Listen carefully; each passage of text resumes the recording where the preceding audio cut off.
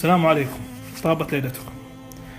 أبشركم وصلت الشكاوي إلى الأمهات، وحدها سدات لي تشتكي أمها وأرسلت عدد لا بأس به من الأخطاء، وللمصادفة أن هذه الرسالة وصلتني في عيد الأم، واللي يسميه الشيخ عبد العزيز الطريف في عيد العاقين، وهو صادق لأن البار ما يحتاج يوم يبر بهمه.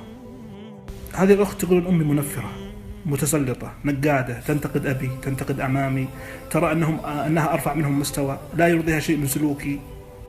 ومن تعديدها لهذه الأخطاء اتضح لي أنها ساخطة وغاضبة، وهذا السخط جعلها لا تنظر إلى الأشياء السيئة التي لا تقبل الغفران والصفح. وأنا أقول إلا أمك يا أختي، أمك تبريها جزء من جسدك غير مرضي لديك، فأنت تهتمين به وتعتنين به حتى لو لم يعجبك شكله. وبعدين يا أخوان، ترى ما من داء إلا له دواء، وما من قلب إلا له مفتاح. بعض الناس يريد التغيير وتحسين الأحوال وهو لم يقدم شيء.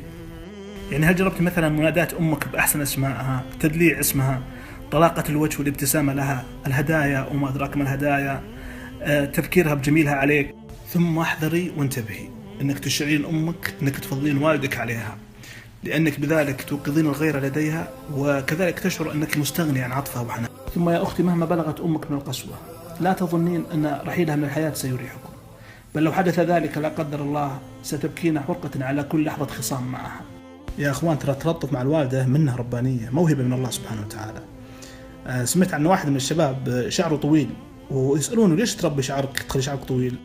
وبعدنا لحوا عليه بالسؤال، قال أمي عندها مرض نفسي، وإذا غضبت وهاجت لا تهدأ لين تشد شعري. يقول فأنا مخلي شعري متنفس لها.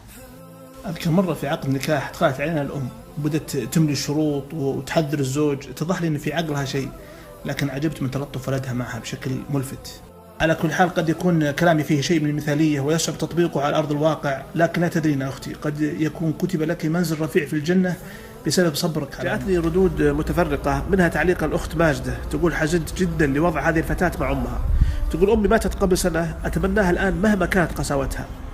هذه واحدة من الأخوات تقول لا تحملون البنات المشكلة، كذلك الأمهات يتحملن نصيبا وافرا من ذلك، وتطالب الدعاة والخطباء إلى توجيه المواعظ لهن.